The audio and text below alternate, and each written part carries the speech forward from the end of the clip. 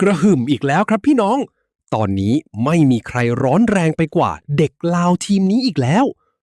หลังจากสร้างประวัติศาสตร์คว้าแชมป์โลกมาหมาดๆล่าสุดวิกนากา U11 สโมสรเยาวชนจากสปป.ลาวก็สร้างเรื่องฮือฮาอีกครั้งในศึกใบอย่างเดียบคัพ 2026 ที่ประเทศจีน โดยการประเดิมสนามถล่มเจ้าภาพอย่างชิงดาวไฮนิวขาดลอย 5-0 แบบช็อกแฟนบอลเจ้าถิ่น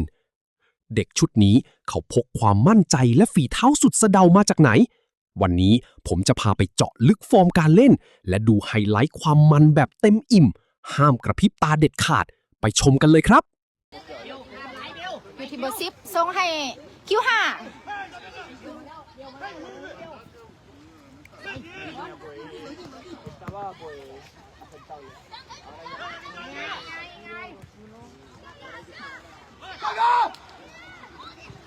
กลับมาทีเป้เนาะคิว5ส่งให้อันน้องอนุสักขั้นคมอยู่ใส่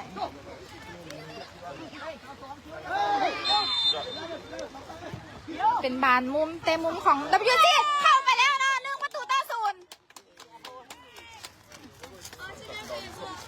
น้องทนเหรอโอ้เจ้าท่านหัวหน้าทูตอยู่ประจำให้เนาะได้ให้เกียรติมาหับสมอยู่ขอบสนามเลยเนาะเจ้าตอนนี้ WG เขานำไปแล้ว1-0เนาะ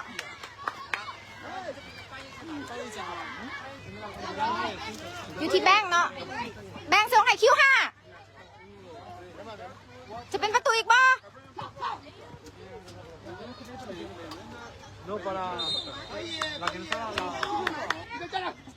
ซอกทิชชู่ให้ได้ไหมอยู่ที่น้องอนุสัก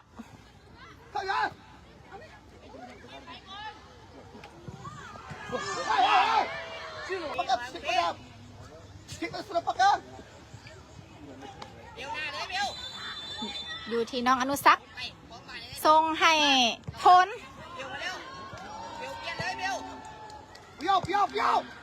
กลับมาทีน้องอนุสักเบลยังหลอกมาได้เนาะเบอร์12ยัดกลับไปได้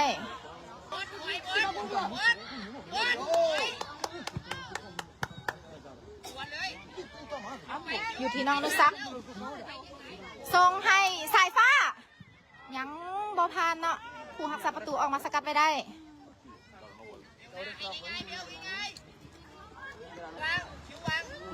ดูส่งให้น้องอนุสักมาทีคิว5ยังทรงบันค่อยเกินไปเนาะ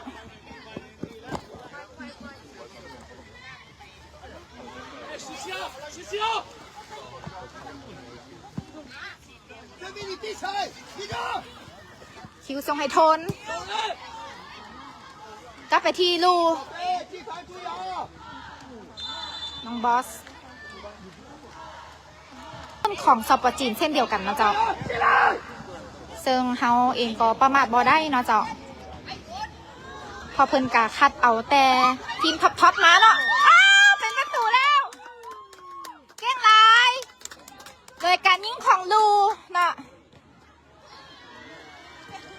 WG นะคะเฮานำไป2-0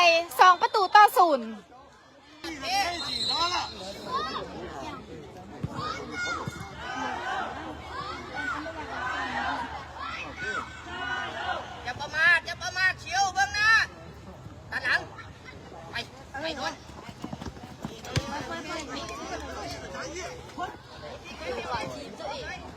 อยู่ที่ทนส่งให้คิว5อยู่ที่บอสลากขึ้นมาได้บอสายฟ้ายังบอได้เนาะทนเป็นบานฟาวเนาะเริ่มคือขึ้นมาเลยนะเจ้า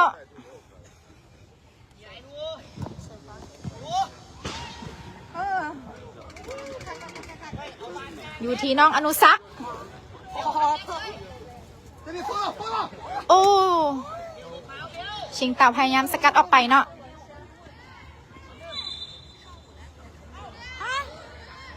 มาเบิงระวางพญานาคน้อย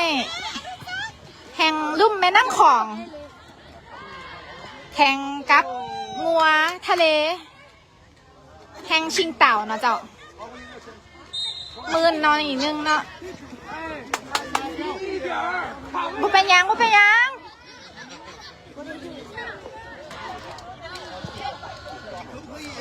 โอ้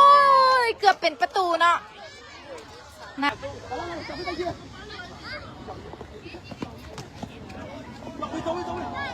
แบ่งทรงให้อนุสักจะจบได้บ่โอ้ชิงเต่าปัดออกไปได้เนาะเอาไหมเนาะอนุสักเตะเข้ามาคิดมาได้เนาะเมื่อกี้ยังบ่ได้เนาะเสียดายไหนลูอยู่ที่ทนทนส่งให้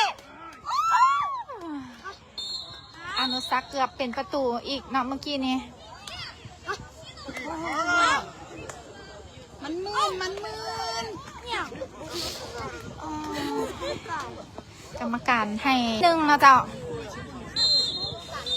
อ๋อหมดเวลาวิวเดี๋ยวต้องเสียมันถือบ่ดาดมือเนาะเบิ่งอยู่เบิ่งจะบักโดนยืนยังบ่อยู่แล้วนะ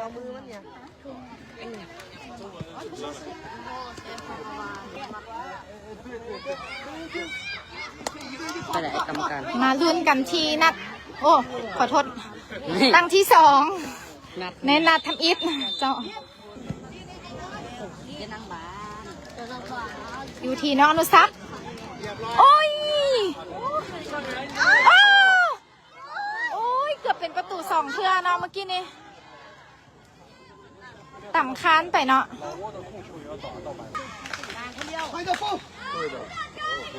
บอสส่งให้สายฟ้าผ่านได้บอไปได้บอสายฟ้า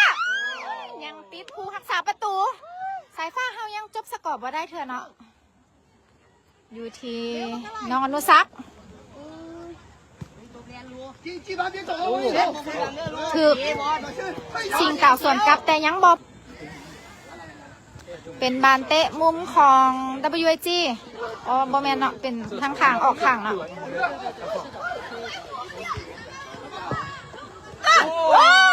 เข้าไปแล้วเนาะเจ้า3 ประตูต่อ 0คิดว่าเป็นบานเฝ้าเนาะแต่ว่า WG เขา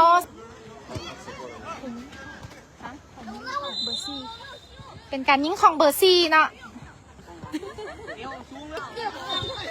ยับขึ้นบกฉีดอย่าเฝ้าไปเลยอยู่ที่สายฟ้าส่งให้โทนส่งให้แบงค์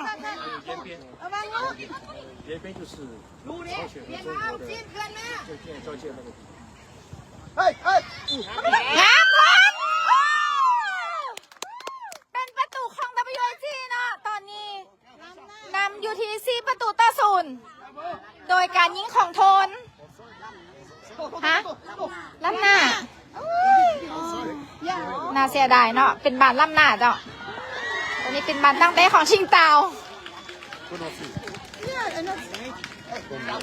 เอาไหมเนาะเขาจะต้องนำขึ้นไปอีกเนาะคิว5ส่งให้น้องอนุสักน่าเห็นป่ะ4 ประตูต่อ 0แท้แล้วเนาะบัดนี้เนาะเจ้าลอยแล้วบ้างเหรอแม่เมื่อกี้นี้เป็นการยิงประตูของน้องอนุสักเนาะเจ้าในประตูที่ 4ของเพิ่นเป้รถการเล่นรถอย่าเล่นบอลโทนเนี่ยเป้ทีเป้เดี่ยวโทนหาที่โทนอย่าเสียบาน โทนส่งให้แบงค์อยู่ที่น้องนุสักส่งให้โทนน่าเสียดายเนาะเมื่อกี้นี้เอาไหมเนาะ น้ำเลยดูเอาดิสุดรถไปรถดูเบลเนี่ยแหงเลยลูก อยู่ที่ลูส่งให้อนุสักจะจบสกอร์ได้บ่สำคัญนะเจ้า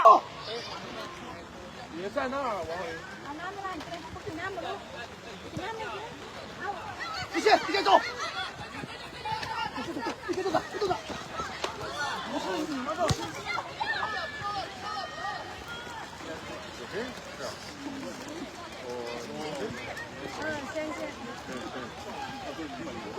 สายฟ้าถามหานี่นาเนาะเจ้ามันไผ่แมนนี่นารายงานโตเด้อคนขอกำลังใจจากน้องนี่นาเนาะน้องนุซักเดินมืนเนาะเจ้า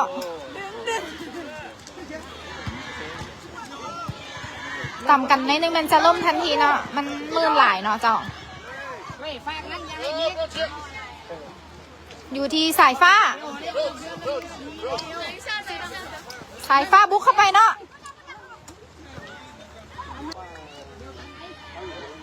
ดูจะพันได้บ่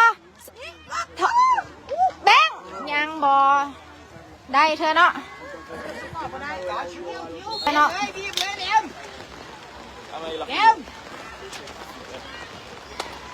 ชิงเต่าพยายามบุกเนาะกลับมาที่เป้ส่งขึ้นมาลักกี้ทันบอทันเนาะหมดเวลาเก่งไรยิ้มแล้วเนาะ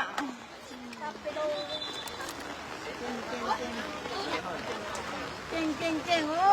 เบอร์5เบอร์4เบอร์7เบอร์8เบอร์10เก่งหมดทุกคน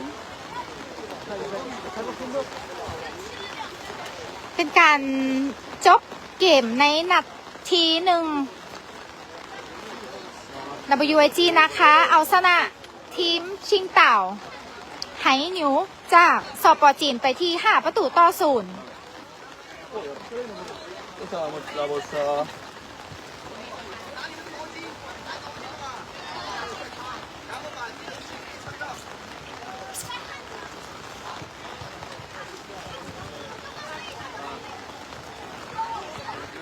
จากผลงานนัดประเดิมสนามที่ถล่มเอาชนะชิงด้าวหายเนียวไปถึง5 ประตูต่อ 0ในศึกใบหยางเดียนคัพ 2026 นี้ไม่ใช่แค่เรื่องของความโชคดีครับแต่มันสะท้อนให้เห็นถึงระบบการจัดการและโครงสร้างฟุตบอลเยาวชนของ WIG Naga ที่เติบโตอย่างก้าวกระโดด